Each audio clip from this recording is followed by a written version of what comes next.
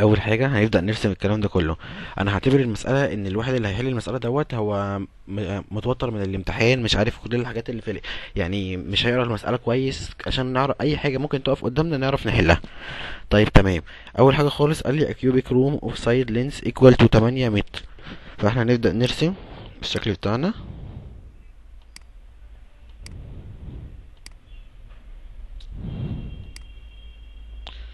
معلش على الشكل بس، يعني مش عارف اعمل احسن من كده. تمام يعني نوعا ما. ماشي.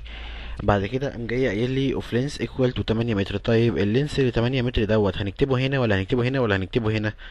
طيب لو انا كتبته في واحده في اي مكان من الاماكن ديت، هاجي اكمل باقي المساله مش هلاقيه مديني باقي الابعاد. يبقى انا كده في حاجه، اول نقطه انا وقفت عندها، ودي ممكن تكون اول تركايه في الامتحان.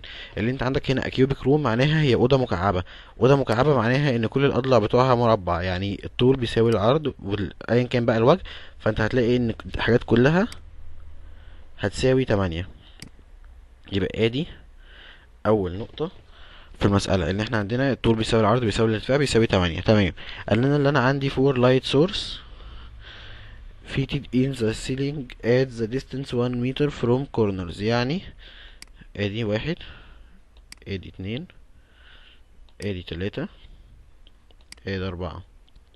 تمام. كل واحدة يعني المسافة دي متر، المسافة دي متر، وهكذا لباقي الحاجات كلها. تمام. بعد كده قال لي the light source are the equal light in intensity of 50 سي دي. طيب يبقى انا عندي هنا اول معطى الاي اي بتساوي 50. الكلام ده هنستفاده فين؟ هنستفاده في القانون العام لما نقوله في الاخر ان شاء الله. تمام. وصلنا لحد 50. apply the local reflection model to compute the reflection light from the center of the square table of y 1 meter and the side length 2 meter at the center of the room. يعني انا عندي في نص الاوضه كده في سكوير تيبل ارتفاعها واحد ارتفاعها واحد واللينس بتاعها 2 متر. طيب وهي في نص الأوضة. تمام. هنستفاد بكلمة نص الأوضة دي بعدين إن شاء الله. نكمل الباقي. giving that the viewer is standing in the desk of high نص متر and his tall to I 1.5 متر. تمام. وصلنا لحد كده ايه؟ ان انا دلوقتي عندي هنا بني ادم طوله 1.5 متر واقف على ديسك طوله نص متر. طيب هو فين واقف؟ فين هو؟ at the midpoint of one of the wall looking to the table. يعني يا الحيطة دي يا الحيطة دي يا الحيطة دي يا الحيطة دي. الاتنين اللي ورا مش باينين لان احنا راسمين مكعب. تمام. يعني هنقول نفترض ان هو واقف هنا، نعمله بس بلون مختلف عشان خاطر نعرف ان هو دوت. يبقى هو قال لي واقف في الميد بوينت بتاعت وول من الوول اللي موجودة عندنا. يعني عندنا هنا الميد بوينت بتاعت الوول دي هتبقى 4. تمام. وهو طوله ايه؟ طوله 1.5 زائد النص بتاع الديسك. ليه بنحسب كده؟ لان انا لازم كل حاجه عندي يكون ارتفاعها من على مستوى سطح الارض. تمام. نكمل. the room ambient light intensity اي ماشي. تمام. اللي هي الاي، نرجع تاني بالاسود. الاي ايه بتساوي 3. تمام. the table service constant are ambient 8/10 diffuse 6/10 specular 7/10 اللي هو الكيهات. يعني كي ايه للامبيانت بتساوي 8/10. ما علينا، معلش انا متأسف على الخط. الكي دي بتساوي 6/10. واخر حاجة الكي اس بتساوي 7/10. قايل لي with roughness factor equal 4. يعني ال n بتساوي 4. make all assumption. شوية كلام كتير كده، كل اللي هو عايز معناه كده اللي انا خلاص كده هو اداني كل المعطيات، او حتى لو انا مش عارف ايه الكلام اللي بعديه دوت كله، انا هاجي اقرا الكلام ده كله هلاقيه مديني كل المعطيات اللي ناقص سيتا والفا او سيتا وجاما على حسب المسمى بتاعهم. ادي سيتا وادي جاما. تمام. هو بس في نقطة في الفيديو انا ممكن اكون بقولت حاجات انا يعني انا فاهم هي ايه، ممكن تكون الدكتور يقصد بيها حاجة تانية او ايا كان هو قال عليها ايه، بس يعني هو اختلاف مسميات مش اكتر من كده. تمام. نظبط بس الرسمة بتاعتنا عشان نبدأ شرح. تمام. ادي الرسمة وادي المعطيات. طيب حلو قوي. احنا كده مش محتاجين دي في حاجة. ادي الورق اللي كان نزل امبارح على الجروب وموجود على الدرايف برضو. اول حاجة كان مكتوب المسألة بتكون كلام كتير بس سهل، هو الكلام اللي احنا قريناه دوت احنا رسمناه. تمام.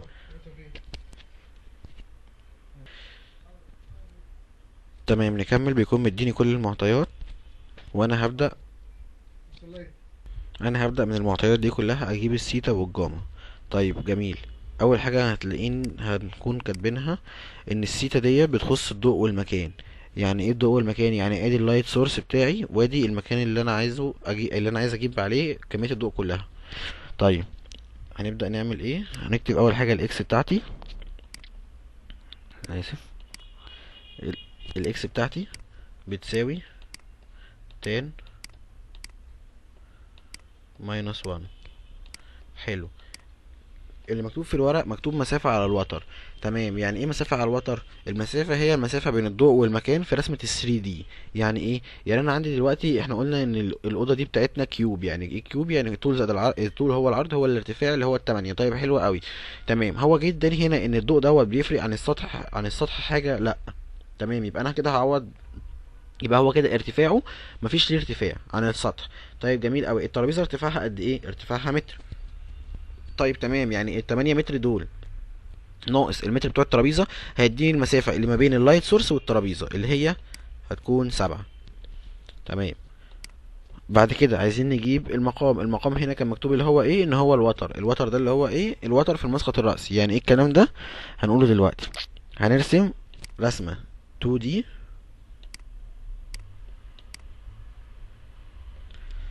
الترابيزة قال ان هي في السنتر. معنى ان هي في السنتر ان هي بتقسم الأوضة بتاعتي المسافات متساوية. يعني ايه؟ يعني دي هتبقى 4 4، دي 4 دي 4. تمام. بس نكمل الأول. عندي هنا التو لايت سورس بيفرق متر ومتر. يبقى دي 1، ادي 3، وادي 1 وادي 3. نفس الكلام هنا. ادي 1 ادي 3، ادي 1 ادي 3. تمام. هنيجي دلوقتي.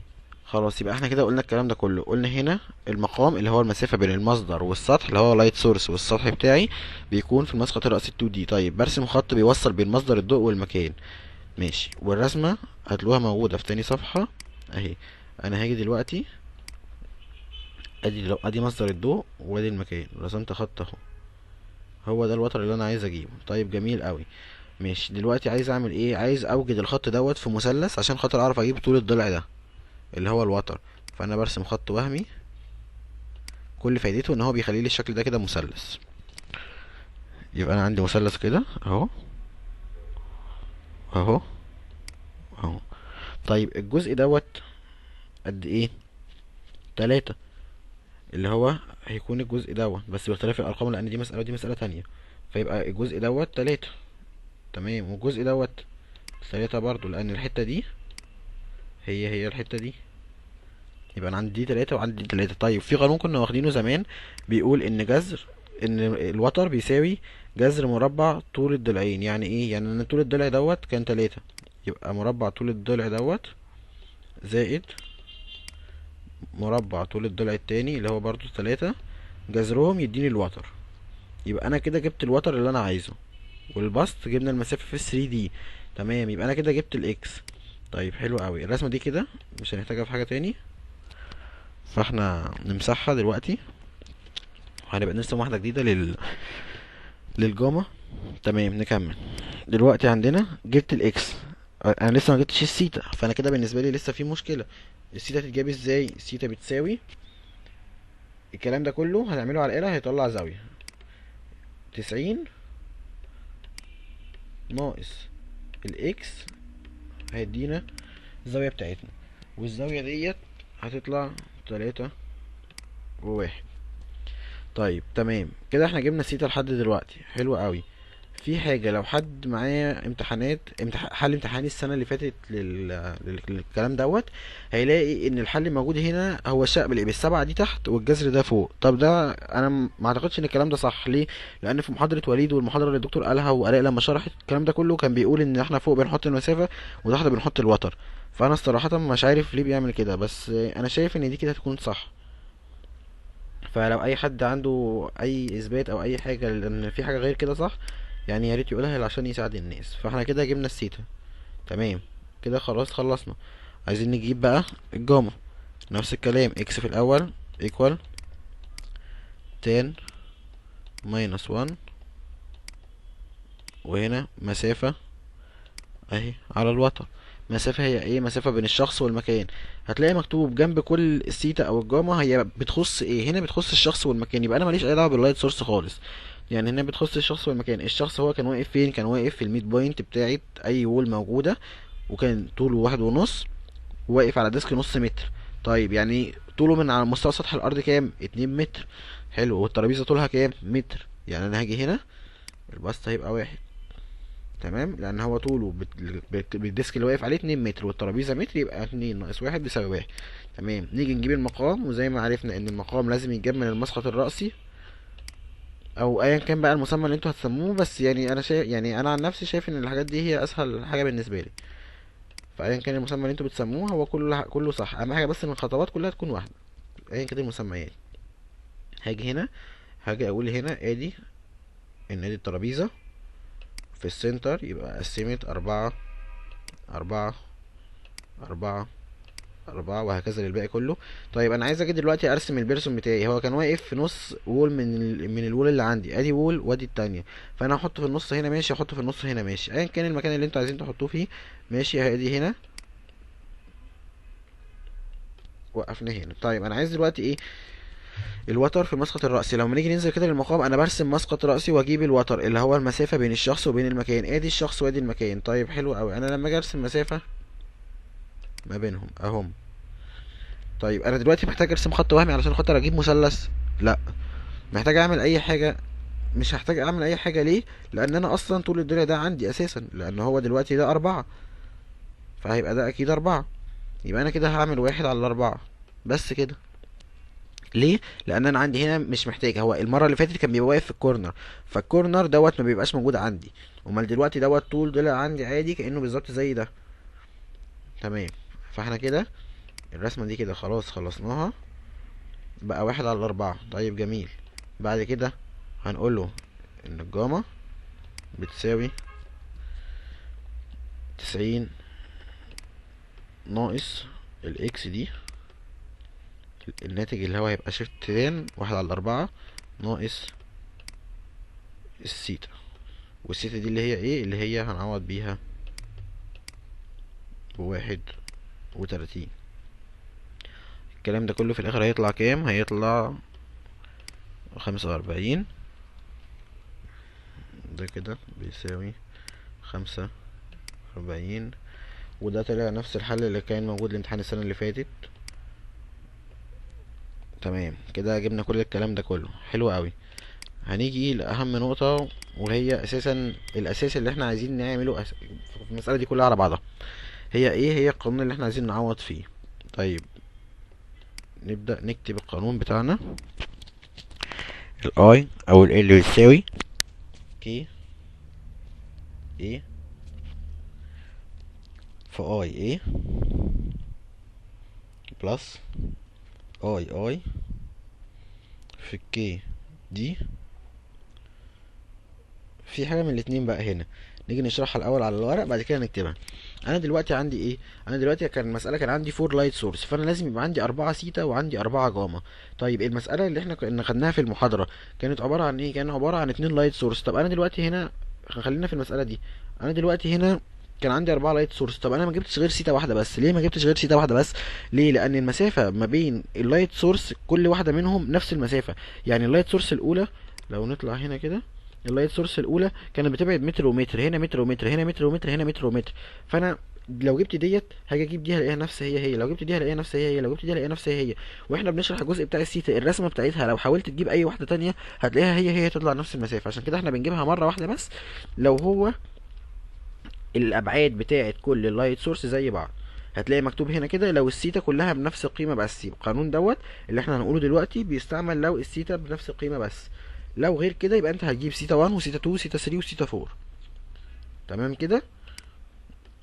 نكمل القانون. احنا قلنا الاي اي في الكي دي، يبقى احنا هنيجي هنا هنقول له الان في كوزاين، نفترض ان دي هتبقى سيتا، زائد الاي اي في الكي اس في الان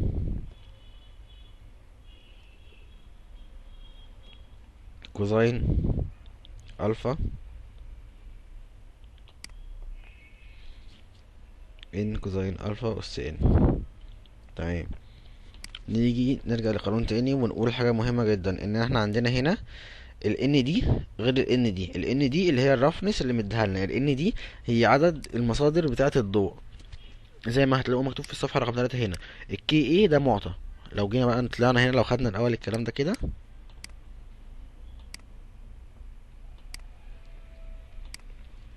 ادي المعطيات كلها قدامنا. طيب حلو قوي. هنيجي هنا كده، ال ka كان مديها لي ب8/10 في ال ia كان مديها لي ب3. تمام.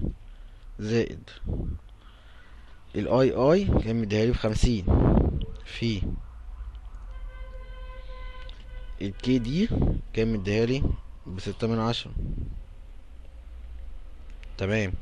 في انا عندي كام لايت سورس؟ عندي 4 في كوزاين الثيتا بكام؟ الثيتا ب31.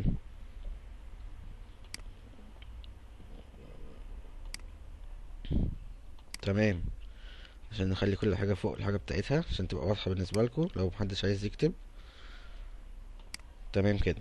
بعد كده زائد الاي اي ب50، الكي اس 7/10، الان عدد المصادر 4. طيب حلو قوي. هنيجي هنا كوزاين الاوميجا كانت بكام؟ كانت ب45 باور الان الرفنس بتاعنا اللي هو ال4. هو هنا ال7/10 دي مضروبة. تمام.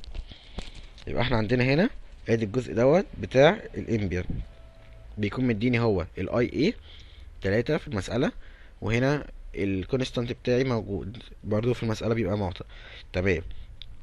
الاي اي هي اللي بتبقى ثابتة في الديفيوزد وفي الأخيرة السبيكيولر.